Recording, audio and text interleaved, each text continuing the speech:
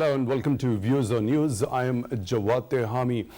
Now, let's start with a general observation about the students. They often dread a complex subject of economics because there are a lot of numbers, ups and downs, lows and highs, lots of stats which are involved into it. Now, when it comes to the state level or the national level or the international level, the countries or the states have to swallow and practice this complex subjects with efficiency and with grace as well. Now, let's take a little bit of stock about the economic woes of Pakistan. Since its inception, there have been a lot of economic woes Pakistan had to face. And interestingly, the first central bank in Pakistan was established after 1 year of its independence. And then we saw that there had been economic spurts thrice during the history of Pakistan, but it was primarily because of the foreign assistance, emergency loans, as well as the remittances coming from the Pakistani diaspora, which around about happens to be 4% of the national population. Now, despite a huge potential, because we have a huge population, a rich human resource, and then we have a rich agriculture sector in Pakistan as well. And despite the potential, Pakistani economy hasn't done very well over the last many decades. Now, adding insult to injury, the recent devastating floods have caused havoc and they've rattled the economic system of Pakistan to the core.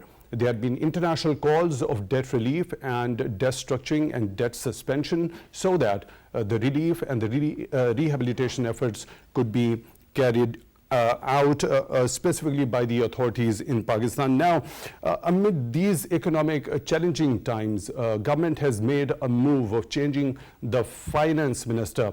And the former finance minister, Mr.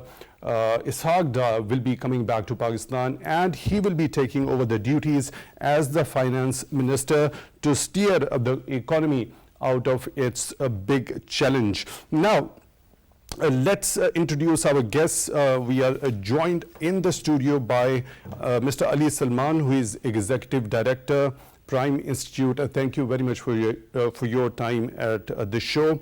And we are also joined by Dr. Manzoor Ahmad, former ambassador and to the World Trade Organization. Thank you very much for your time as well at Views on News. Let's talk about in historical perspective. We are also joined by another guest on Skype, Dr. Aqdas Afzal. He is senior economist. Thank you very much for your time, Dr. Afzal, for being on the show as well. So let's begin the discussion with you, Mr. Salman. Why Pakistan's economy relied more on foreign assistance and emergency loans and remittances from the diaspora? It's very interesting that you are starting the program and discussion with the historical perspective. And I would like to share an important fact here, which is often unknown. And that is, when Pakistan was formed, we did not, for at least first decade, we did not needed any foreign assistance or external loans. In fact, when Pakistan was formed, we had private capital, which helped the country initial wave of industrialization. Our banks were privately funded, our insurance companies, shipping lines, airlines, large-scale industries were all private capital. But in 60s and 70s, we had this gradual wave towards nationalization, particularly 1970s, when the state virtually took over entire economy. And to some extent, Pakistan's economic growth and Pakistan economic system overall has not been able to come out of that shock, in my view. We are still talking about privatization, that is undoing the nationalization which was done 50 years ago. And that was done back in 1960s. 1970s. Generally, with under Zulfikar Ali Bhutto's regime. So, what happened is that if the country cannot have its own sort of domestic base of production, of open trade, and when there are more restrictions imposed on the source of creation of wealth within the economy, then of course the dependencies increase. Now, No country can live independently. It all depends on, the country have to interact, have to trade with others. But you're right that we have not been able to fully live up to the economic potential despite all the foreign assistance. And in fact, I think you mentioned briefly about remittance. While remittance have been helpful in managing our macroeconomic challenges, current account deficits. But primarily it was the foreign aid, the external loans, emergency loans. Well, foreign aid and external loans have been a smaller part of our national income. Right now, the foreign aid is not more than 1% of our national income. But when we talk about the budget, yes, in terms of the external, maybe even domestic loans become an important part of the budget. And so unless we find the sources of creation of wealth from within the economy, we'll continue to depend on external resources like debt flows. Right, Dr. Ahmad, what's your take on this? Why Pakistani economy relied more on external financing sources rather than, do you think it was the policies were not formed and implemented for the mobilization of the indigenous resources? Okay, thank you very much for this invitation. First, I agree with what Ali said about nationalization, but I would give 3 factors. First, in the first 40 years, despite Pakistan, as you said, didn't have a state bank, didn't have any industry, nothing, but it started doing very well. Pakistan was quoted as an example everywhere. By 60s, Pakistan, whatever little exports we had, but they were more than the combined exports of Malaysia, Indonesia, and these foreign countries, and now we are not even a fraction of that. But the other big factor was that we got into after the 60s, first it was the 65 war, then the 71 war, but then we got into this Afghan war, which has been going on from 79 and till now. So this factor, and the other thing I think was that, as Ali has already mentioned, that if you look at the 70s and 80s, other countries, even China was a closed economy, India was a closed economy, they started globalizing. They started, trade. They started letting imports come in, exports go, everything. Pakistan kind of closed in compared to where it was. Comparatively, in the first 40 years, it was more compared to other countries. But after 80s, compared to other countries, Pakistan became so Dr. Ahmad, do you think it owes to the discontinuation of the economic policies? When we talk about the era of 1960s, it is called the development decade for Pakistan in the 1960s during General Ayub Khan's era. So there were a number of reforms. The Planning Commission was formed, it was strengthened, and that private enterprises were emphasized and they were encouraged to have the business enterprise. Now, when we move ahead in time, we see the discontinuation of that policy by Mr. Zulfikar Ali Bhutto, the nationalization drive and putting the entities under the government control. And then there was a discontinuation. There was a mix-up of the economic model during General Zia's regime. Yes, I mean, in general, you're right. Because this all comes to because there was nationalization. So in General Zia's regime, already they realized that it's not working. It's government to do business. You see PIA today and steel mills and other things. Nothing. And it's not only Pakistan. It was at the time many other countries believed in UK, etc., in nationalization. But then they realized that they're falling behind. Margaret Thatcher, Reagan, others, they started opening up the economy. They said it's not government's job to do business. And, they moved on. Unfortunately, Pakistan moved on, but halfway. We have not still been able to get rid of that legacy of nationalization. Right. So let's move to Dr.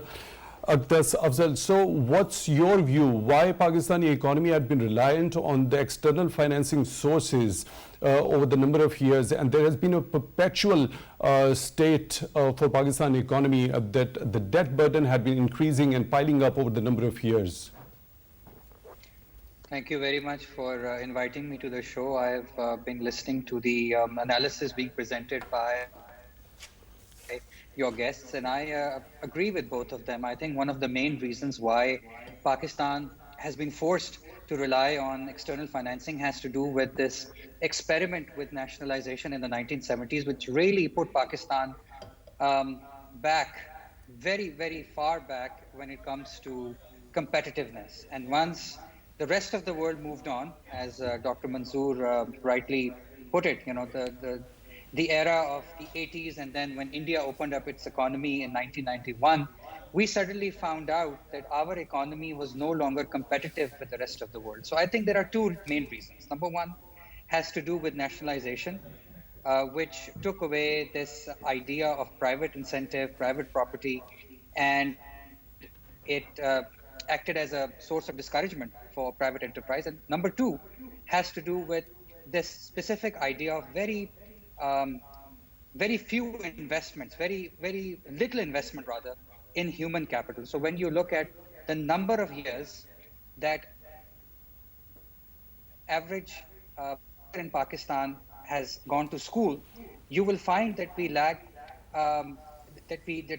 far behind as far as our competitors are concerned. And I think this feeds into a general lack of productivity. So Pakistan is just not able to move along the value spectrum. So I think it's going to require a number of different steps in the years to come. Yep.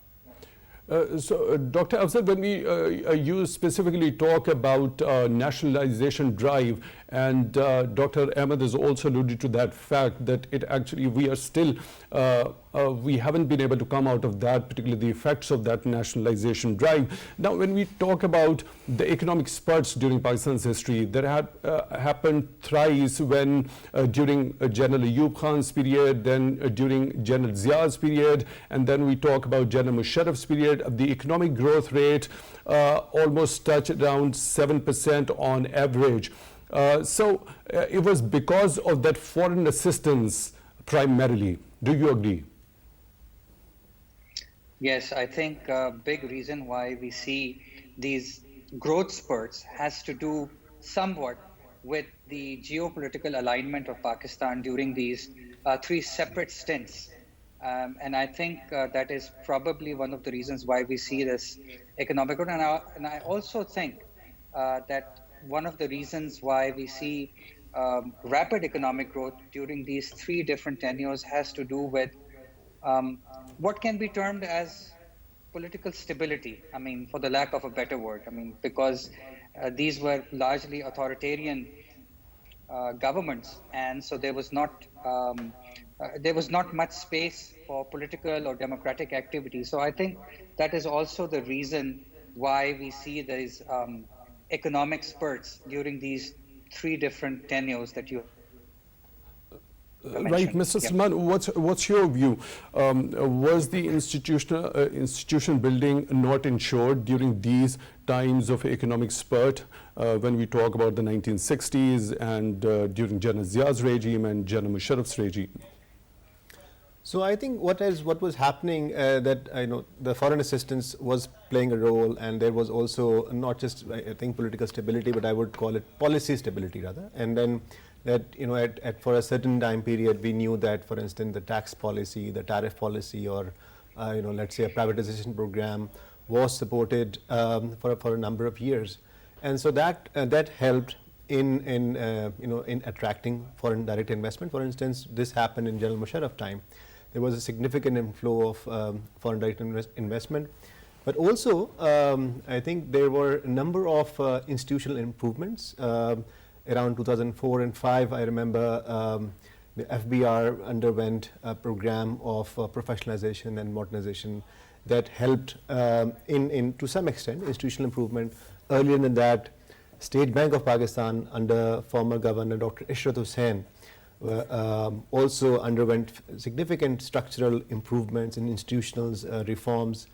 So while there was role of foreign assistance and policy stability, there were underlying institutional improvement which was happening, and that is also to do with the appointments, merit, an appointment on merit, but also giving professionals a chance at leadership positions in these key institutions which are important, like regulators, central bank, SECP, Competition Commission of Pakistan, because underlying the economy you have to have, regardless of like whatever the political regime is, you have to have professional regulators and administrators in these institutions. Right. Dr. Ahmad, you alluded to a fact that our economy didn't expand. It was not open to the world. There was no global trade, the free trade with the countries, while rest of the countries in the region were opening up to the world. Back in 1998, when Pakistan had the nuclear tests, Pakistan had agreed to the Washington mechanism of opening its economy for international trade and allowing the foreign direct investment in Pakistan, but Pakistan was imposed with sanctions at that time. So that's economic spurt during that democratic government, if could have been, that was halted by the imposition of those sanctions. Am I right? Well, partially, but because soon we became a part of this NATO alliance or whatever, so those sanctions were short-lived. And Pakistan, and this was the period when Musharraf government, they got into reforms, etc. They brought down import taxes, etc. And our exports started moving up. Where between, if you look at 2001-2 to 2008, it doubled from 10 billion to 20 billion. But then, when it was 2008, it was the international, like the current crisis, it was the international fuel crisis, financial crisis, and food crisis. It came all together, and the government again at that time also faced a similar problem of foreign exchange and our deposits, etc. So the government clamped down on all the reforms, imports, etc. And those policies are still continuing. From 2008, now it's 2022, but those regulatory duty and additional duties, etc. We moved collecting more taxes on imports. We collect even now more than 50% come from imports. No other country you will find more than 5%. It's 50% here. So it's so we have closed our economy, and that's why the problem. So when specifically you talk about imports, so there has been a current account deficit, and in terms of purchasing oil from abroad. Now let me share the stat with you. The import bill of oil increased during the fiscal year 2022 to $17.03 billion as compared to $8.69 billion during the same period during the last year. Yes. So it's a phenomenal increase. So dependency on the foreign oil actually had a lot of burden on the exchequer as well. Yeah, but it was not just Pakistan. This was a worldwide phenomenon. I mean, the oil prices moved from whatever $40 to $130. So same thing happened in India, same thing happened in Bangladesh, etc. But we had overall closed economy. You normally in any economy, Bangladesh or India, they let things come in. Then, for example, and Bangladesh, an example. It's very much coordinated or what should I say, globalized or regionalized with India. They have a bilateral trade of 9 billion, 10 billion, and we don't have even 1 billion trade. So, they could adjust themselves. But this dependency on foreign oil had been perpetual. For all countries. Unless you're producing oil, it's about 20-25% oil is there. But this 2 years, because the prices went shot up, so it became more. Dr. Afzal, what's your view? Do you agree? Is it for all the countries, this dependency on foreign oil, and a major bill goes into importing oil and meeting your energy needs?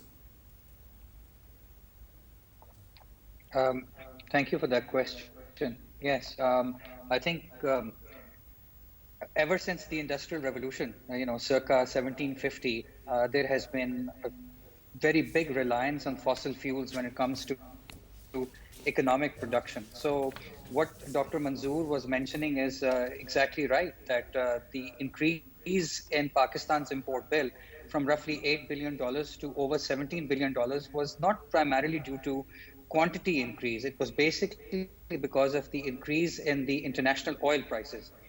And I think that was the primary reason why Pakistan was not able to, um, how should I say, protect its exchange rate, which slid anywhere from 170 to now where it is.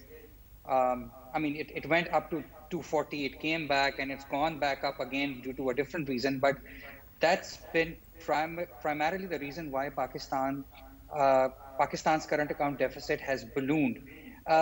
Where other countries have been able to cover a majority of their imports by exports plus remittances, Pakistan has not been able to do that. And I think Pakistan's problem is not in what it imports. It's basically the inability to increase its exports, just the way some of the competitor countries or other countries in the region have been able to do. So why do you think Pakistan hasn't been able to increase the size of its exports as compared to imports? Well, it's a very complex question, but I think it has a number of different reasons. I think it has to do with the policy architecture, something towards which Dr. Manzoor pointed. The kind of reliance that we have on import taxes, and that has to do with the nature of the political economy of taxation. For instance, we are just unable to increase the income tax net in this country. And so, because the country needs revenues for balancing fiscal deficit or for reducing the fiscal deficit, there is a reliance on low-hanging fruit of imposing more and more import taxes. So that has to do with the policy architecture. Number two has to do with this failed experiment of nationalization, which really put the country behind many years when it comes to competitiveness. And I think lastly, it has to do with the lack of productivity, which is connected to the lack of literacy or quality education in Pakistan. So I think the answer lies in a number of different levels. Policy architecture, it lies in the inability to increase productivity because we have been unable to provide quality education. And all of these reasons probably are connected to the unique political economy within Pakistan. So when you talk, let's specifically talk about the reliance on imported fuel. You were of the view, and Dr. Ahmad was also of the view, that it holds true for every country, not only for Pakistan. Since Pakistan hasn't been able to increase exports, it should have done because of the number of factors you have just alluded to now. But there are certain other things which are associated with this. We are not only importing the raw materials, but as well as we are importing the machines and the equipment. And the services to use those machines and the equipment are also hired from abroad, and for all that we have to pay in dollars. So don't you think it increases more burden?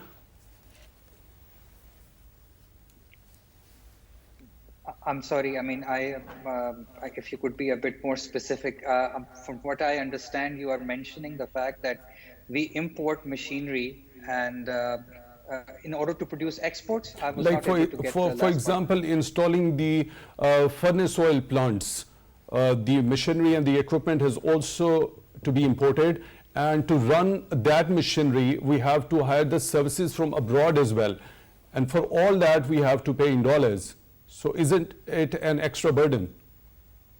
Well, I think in retrospect, it probably seems like a very sort of not a very optimal choice to base our energy mix in such a way that almost 33% of electricity production or power production relies on imported oil. But I think when all of these decisions were being taken back in the day, and from 2013 onwards, I think the assumption or the implicit assumption was that Pakistan would somehow be able to use all this energy to increase its exports. And I think because of certain reasons, primarily which have to do with a very severe political volatility that started in Pakistan 2017 onwards, I think we have not been able to make use of this additional power or energy that has been added to the grid. So I think initially the decision was probably not a bad one to increase power generation in Pakistan. It's just that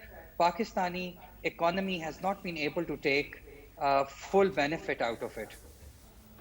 Right. So, Mr. Ali Salman, what's your take on this? I mean, the reliance on the foreign oil, and not only foreign oil, the machinery and the equipment that you have to use to install plants, to get the outcome of it, and the services that you hire, you have to pay in dollars. Well, I think I would agree with Dr. Aqdas here. Look, I mean, we live as a part of the global economy, and yes, that's true that there are many parts in which we have not really opened up the economy, but we're still integrated in terms of the services. When we there are services which are not available domestically, so we have to import those services. Technology, we have to import. So there's nothing wrong with importing the technology or the services or the oil, for instance, as long as we have an efficient domestic industrial base, right? So if we have that, or even in agriculture, if we have an efficient base in which we could convert these inputs like technology, like skills, by adding value, by generating, let's say by innovation, by exporting, then these imports would not hurt. Now, because also, let me also bring in a different aspect here, and that is the role of the state-owned companies in the whole energy infrastructure. That is also very important. We are, facing again a mounting circular debt, touching to about 3 trillion rupees, and despite improvement in some level of energy mix, I think that has not been addressed. Pakistan's state oil, which is almost 50% of share in the market, is government owned, and it is always facing a problem in terms of the payment and liabilities. Look at our domestic, the distribution mechanism, which is hugely inefficient. We are still losing about 20% of all electricity produced in our system, in the transmission system. So these are the wastes which we have not been able to recover. To some extent, the privatization of Karachi Electric has helped, initially in the restoration of continuous power supply in the industrial hub of Pakistan, that is Karachi, but there are institutional problems there. But we need to learn some lessons from some successful privatization here in the energy sector, and maybe expand it. Now, we are under an IMF program, and we have been committed to move from a state-owned managed electricity to actually more market-based, more competition-based, more private sector-based system of production and distribution. So I think we should talk about the solutions going forward.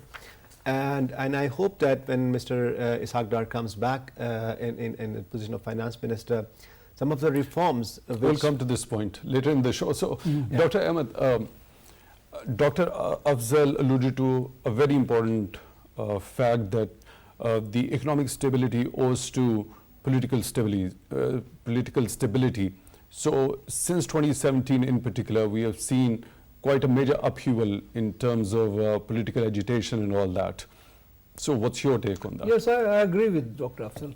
It's not just from 2017, but if you look at, when, say, PM came 2014, they were not really, there was always some kind of, they were not sure how long they can go.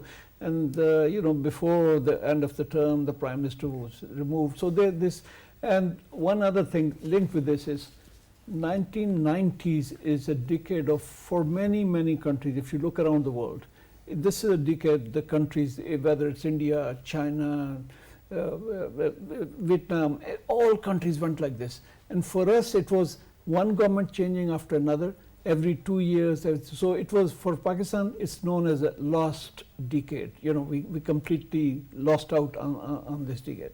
So it's political, and earlier you were referring to those 3 periods of General Ayub and Musharraf and Ziaul. But what happened there? Each one of them had 10 years. Not only that they were, firm military government versus civilian. So that clearly calls for the continuity of the continuity is always important, because when there's continuity, foreign direct investment comes in. And cash inflows. Yes, inflows come in, cash inflows, but foreign direct investment, because they're sure that this government is going to stay. And it is normally, it's, if you look at, we although we blame a lot on this trade deficit, etc. But when you look at almost, if you look at the data of 150 countries, 120 would be trade deficit, because they're growing, they're importing more machinery, and raw materials are coming. But what compensates for it is this FDI. You look at India. I mean, they're with China, their trade deficit is more than, I don't know, $40–50 billion, and overall still more than $100 billion, but still growing because of this FDI coming in. So, Dr. Afzal, for foreign direct investment, a country needs to have political stability.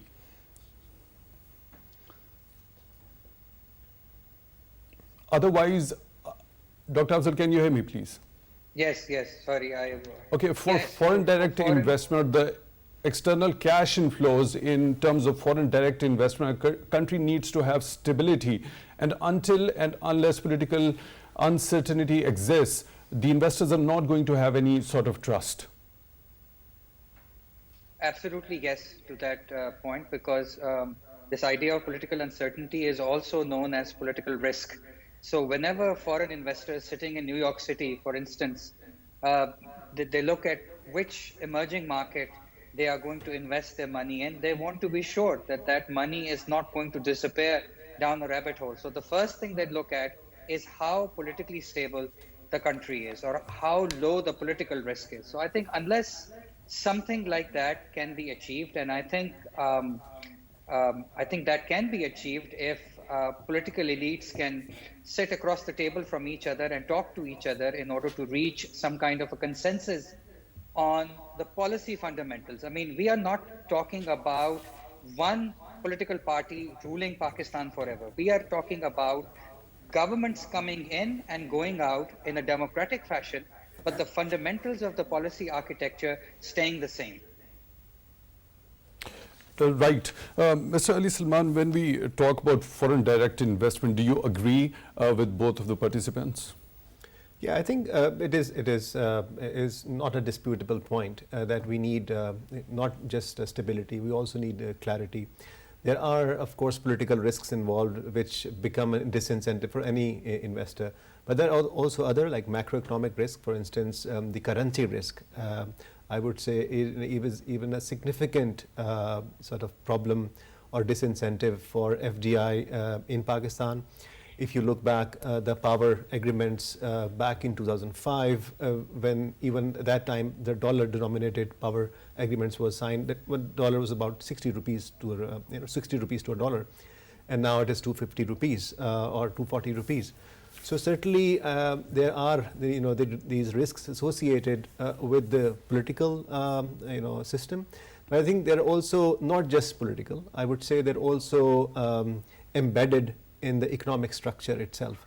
So the currency risk, I would say, is even more dangerous from an FDI point of view, because your whole projections of profitability depends on your ability as an investor to earn money in dollars, and that is thrown out of window the moment you know that in 1 year or 2 years the dollar would not be stable anymore.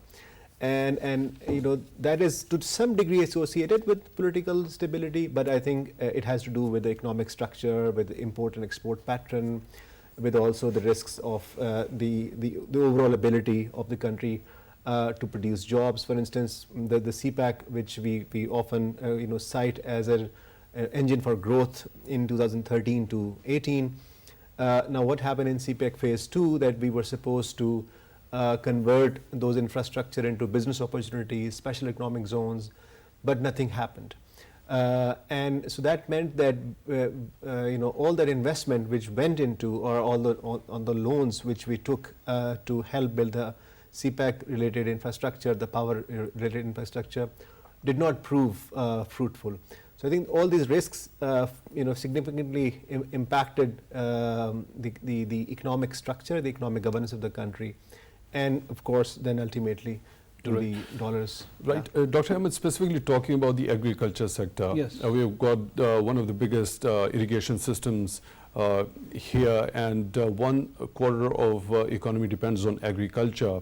How can agriculture sector help the authorities to stabilize the overall economic situation in the country, especially when we talk vis-a-vis the recent devastation that has been caused by the floods, because major crops have been destroyed. But there is surprisingly one crop which is dependent on water remains to be intact, and that is rice. Do you think that could be alternate to the losses that have been accrued to the other crops? Well, yeah, the recent floods are really unfortunate and devastating. I mean, that's given. But where we see our agriculture not doing very well, where there's too much government imprint, like say wheat procurement, for sugar, everything they determine how much will be, when is the planting season, when is the crushing season, when can we export, we cannot export, and government decision making is not really at top of the world. I mean, when it's the right time to export, they will keep thinking about it.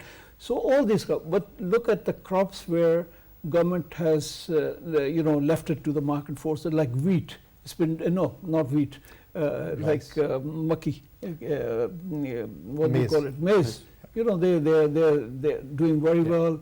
Like rice, we are exporting to the rest of the world. Like fruits and vegetables, we're exporting a lot to.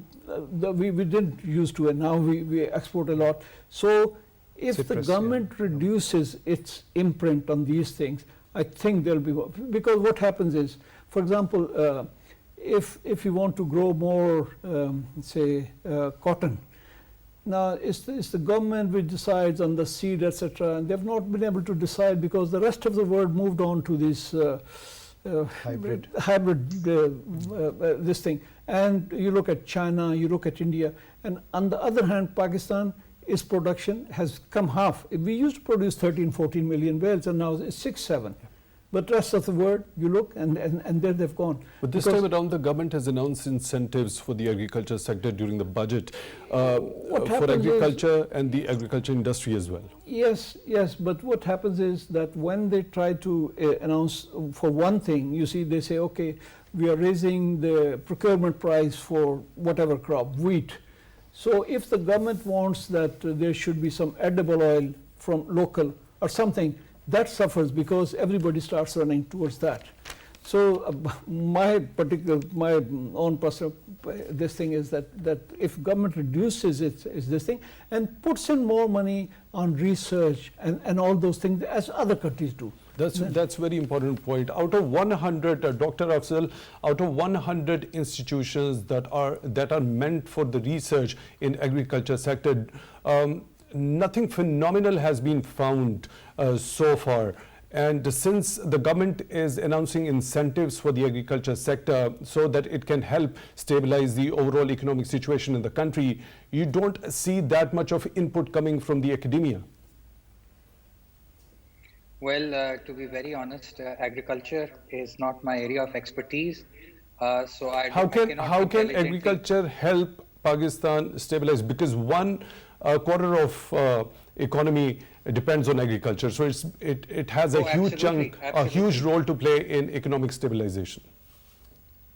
Of course, because after the most recent floods, I think one of the key challenges that I'm seeing for Pakistan's economy is the ability to provide food security, because we know right now that the water has yet to recede in many places in the Sindh, and if that water does not recede soon enough, then we are going to miss the sowing season for wheat, and what kind of situation that is going to produce for Pakistan if the price of atta goes through the roof in the coming months. I think that is going to be a very ugly situation. So I think I would say that the government has been correct in increasing the support price for wheat from 1800 to roughly, I think they have increased it to 4,000 rupees. I think that is going to give farmers a very big incentive to sow wheat.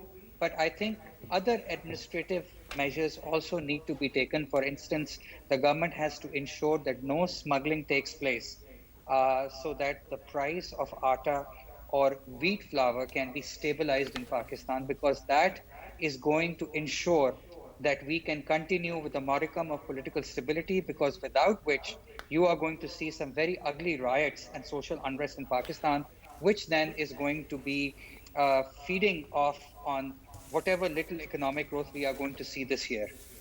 Right, Dr. Afzal, one last comment, please, very briefly. Unfortunately, we're short of time.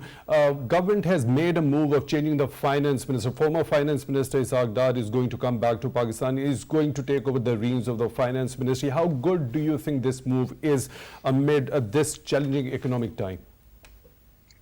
I see that this move as a result of long thought out deliberations at the level of the government, and I think I would like to thank the former finance minister, Mr. Miftah Ismail, for very diligently doing his job, and I thank him for his service. But I think Pakistan is now facing a completely different set of challenges, and I think the number one challenge is to reduce imported inflation somehow, and I think Mr. Aqdas' expertise in trying to stabilize Pakistan's exchange rate in the previous tenure can come in very handy. And I think only time will tell how successful he is going to be at this task. But I think this seems right. To be Your the point result is of well taken, Dr.